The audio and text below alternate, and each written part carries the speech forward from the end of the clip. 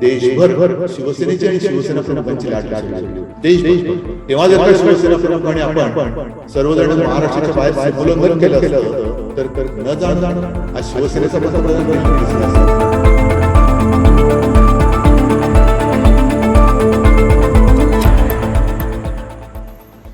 कल महाराष्ट्र के मुख्यमंत्री उद्धव ठाकरे जी ने वंदनीय शिवसेना प्रमुख बाळासाहेब ठाकरे जी की जयंती पर जिस प्रकार का वक्तव्य किया है और कहा है कि बीजेपी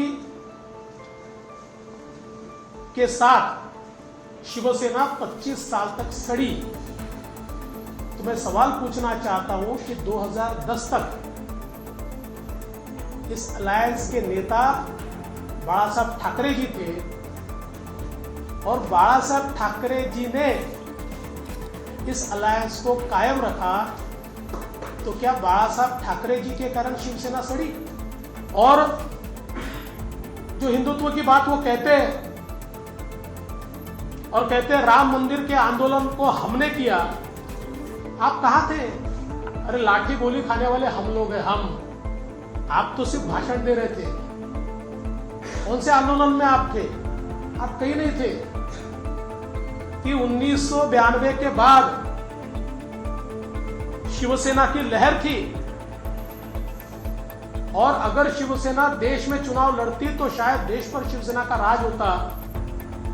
उनकी सिलेक्टिव मेमोरी को मैं फिर एक बार बताना चाहता हूं कि आप चुनाव लड़े 1993 में, 1993 में आप उत्तर प्रदेश का चुनाव लड़े। उत्तर प्रदेश में करीब 180 सीटें आप लड़े, उसमें से 179 सीटों पर आपका डिपॉजिट जब्त हुआ। स्वयं बाला साहब ने कहा था कि राजनीति में वे किसी भी हालात में और जीवन में कभी भी उनका दल कांग्रेस के साथ समझौता कतई नहीं करेगा, और दुर्भाग्य से ऐसे हालात उत्पन्न होते हैं तो वे शिवसेना दल को ताला लगाना पसंद करेंगे पर कतई कांग्रेस के साथ हाथ नहीं मिलाएंगे। क्या वर्तमान में शिवसेना उनके विचारों पर चल रही है? हिंदुत्व के औरों को पाठ पढ़ाने के पहले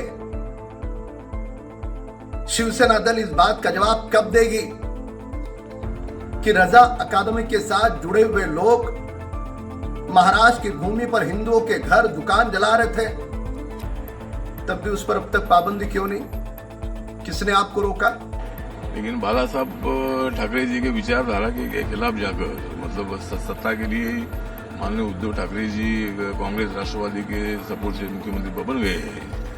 मुझे लगता है कि उनकी भूमिका ठीक नहीं है, अगर वो नहीं आना चाहते तो ठीक है। हमारी तो भूमिका थी कि उन्होंने बीजेपी के साथ आना चाहिए बाला साहब का सपना साकार करने के लिए, और आना ही नहीं चाहते तो ठीक है, हम भी उनके लिए कोई उनके पीछे नहीं पड़ेगी। लेकिन अगर वो बीजेपी के साथ आते हैं तो उसमें शिवसेना का फायदा है।